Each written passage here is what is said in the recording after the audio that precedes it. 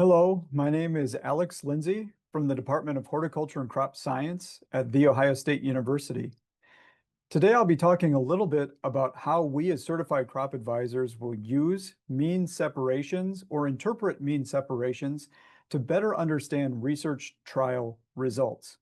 As a CCA, you may be doing on-farm research with a cooperator or reading peer-reviewed papers or university publications where mean separation techniques have been used, and it's important that we understand what these mean and how to use them so that we can apply them and get meaningful results conveyed to the farmers that we work with. I want to run through some examples here where thinking about a research trial that we might see or run as a CCA is present.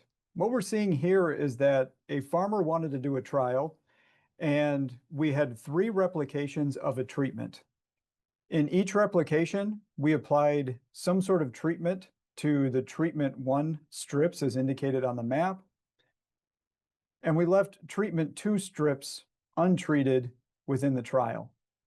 We had these strips paired, repeated, and randomized 3 times in the field, as we see here with the Rep 1, Rep 2, and Rep 3.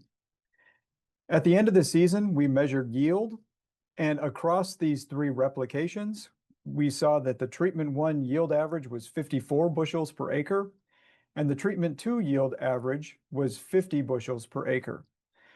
But the big question that remains is, here in italics, is the 4 bushel yield difference really caused by treatment 1? Or could it have been caused by chance? And that's where we start to look at different tools to measure and understand variability within these research trials. Variability in research trials can come from 2 main areas. One of them is the treatments we've used or implemented themselves. The other is that variation could be caused by random factors. Things like soil type, location in the field, weather during the experiment could all contribute to variability within a trial. And so oftentimes we're using statistical tools to help understand how each type of variability is contributing to the overall observed difference. In this case, that 4 bushels per acre yield difference. So we want to understand a little bit about the trial variability and also the contribution of the treatments themselves.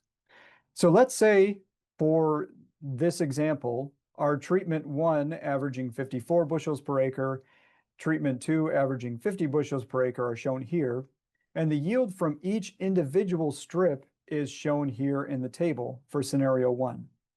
If we start to look at within a replication, we start to look at maybe Rep 1, our treatment 1 values, we had 54 bushels per acre, and our treatment 2 value was 49 bushels per acre. And so if we subtract treatment 2 from treatment 1, we get a 5 bushel yield difference. We do the same thing for Rep 2. We see 51 bushels for treatment 2, 56 bushels for treatment 1, which again equates to roughly a 5 bushel yield difference. And if we look at Rep 3, we had 52 for treatment 1 and 50 for treatment 2, which gives us a 2 bushel yield difference. So when we talk about the variability of the trial, we can talk about the consistency of the yield differences seen from replication to replication. In this case, we had differences of 5 bushels in Rep 1 and 2, a 2 bushel yield difference in Rep 3. And so when we average those things together, we get that 4 bushel difference. But the other component that's factoring into variability is within a treatment. So looking at within treatment 1, how variable were the yields that we saw from rep to rep? Same thing for treatment 2. How variable were those yields that we saw? In this instance, 56 was our highest yielding for treatment 1, 52 was our lowest yielding. So all yields for treatment 1s across the replications were roughly 4 bushels, give or take one another. In this instance, yields were a little bit closer together, only about 2 bushels per acre. So overall, we could say that maybe in scenario 1 here, the variability of our trial was fairly low. If we consider a different scenario, so looking now at scenario 2, again, we have our 4 bushel yield difference across our treatments. But if we repeat that exercise, treatment 1 and treatment 2, we see that rep 1 for treatment 1, we had 59 bushels per acre. Rep 1 for treatment 2, it was 44 bushels per acre. If we do that subtraction, we get a yield difference of 15 bushels per acre. If we move down to replication 2, 52 bushels and 57 bushels, we actually see a 5 bushel yield loss in our treatment 1 plot as compared to treatment 2 in the field. For our third replication, 51 minus 49, we see a yield difference of 2 bushels per acre. So we see that in scenario 2, our yield differences from replication to replication were more variable than in scenario 1. But when you average these out, you still get an average of 4 bushels per acre. The difference from replication to replication within treatment 1 was about 8 bushels for treatment 1. For treatment 2, our yields were more variable, 13 bushel difference between our highest and our lowest yielding rep in that instance. So the variability in scenario 2 seems to be a lot greater as compared to what we just saw for scenario 1. So how do we quantify this from a statistical standpoint, and what does that look like when we start to separate our means? That's where we use something like a least significant difference value to compare how consistent our trial was. The LSD, or least significant difference value, is a calculated value that's used to compare means of different treatments within a trial. The LSD itself will have the same units as the variable. So in this case, the LSD will be measured as a bushels per acre value. But the size of the LSD depends on the variability of the trial, which in part is associated with the standard error from treatment to treatment. So the more variable a trial is from rep to rep, and even within a rep, the higher the LSD value is likely to be. The other things that factor into the size of the LSD are how confident you want to be in your results. Oftentimes we see alpha values or confidence of 0.05 or of 0.1, meaning with a 0.1 value, you're 90% sure or 90% confident that the differences you're measuring are from treatments. A 0.05 alpha value would mean you're 95% confident. The other thing that affects the size of the LSD is how many replications you have. In general, more replications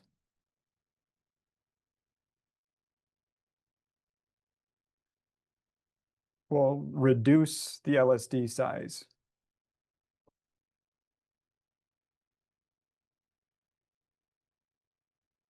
So based on the results that we've seen for scenario 1 and scenario 2, we know that scenario 1 was less variable.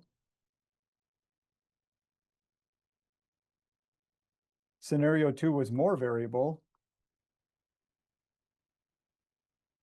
And when we calculate the least significant difference for those trials, we see that difference come out.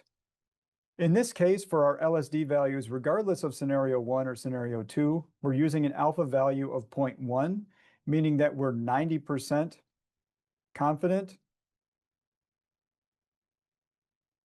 in our results. We also know that the trials were the same size, so the number of replications is the same. So the main thing that's contributing to the difference in LSD size in this example is just trial variability. So for scenario 1, our LSD value was 2.9 bushels per acre.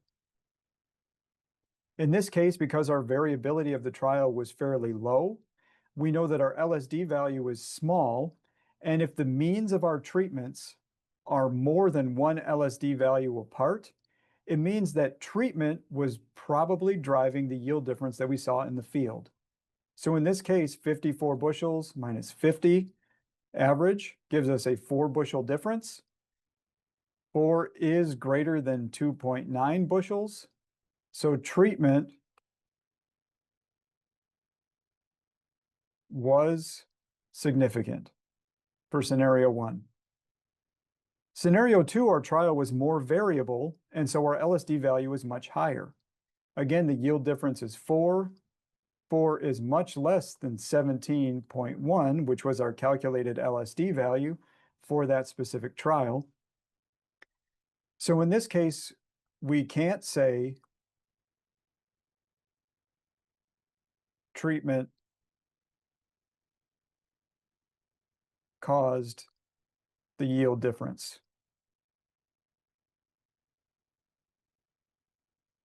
With 90% confidence. So those are some ways that variability of the trial can influence the LSD value, and it also helps explain a little bit of how we use an LSD to determine if treatment was significant in our specific trial. Other ways to separate means that we might see used in industry could be things like pairwise comparisons or use of a Tukey's HSD. And what this is instead of calculating an LSD value, it only really looks at that standard error for the difference value that I mentioned previously, and looks to compare means to one another to see if they are significantly different or not. Using this type of approach gives you high confidence that the differences, if you document them, are true, and it tends to minimize false positives, like saying treatment caused a difference when it actually didn't. Letters in this case are used to mean separate or separate means, and they're only usually shown if that test, statistical test, was significant. Usually we're using an alpha of 0.05, meaning that we're 90% sure the differences are real. In this case, we see letters being used to separate. We had 5 treatments, 4 treatments applied and 1 untreated check. We see that the mean with the highest value has a letter A, and treatment 3, even though the mean was slightly lower, also has a letter A with it. So we can't tell if the differences between those two are actual or just a result of variability. But because these ones are A and this one is D, for example, we know that 2 and 3 were significantly higher than treatment 4 in this given trial. Trial variance may be indicated with something like inclusion of a standard error, but it's not something that's used to calculate these differences. The p-values are what we rely on to provide that mean separation. Another test that may be used in industry is something like a Duncan test. This test is used instead of to minimize false positive. This one minimizes false negative, and it tends to be more lenient to allow you to find treatment differences in your trial that you've executed. In this case, means are also separated using letters, kind of like we see for pairwise comparisons. I hope this video helps to clarify a little bit some of the major ways we use mean separation methods to understand if treatments caused that yield difference and if it was really from our treatments or not. And I wish you the best as you study and prepare for the Certified Crop Advisor exam.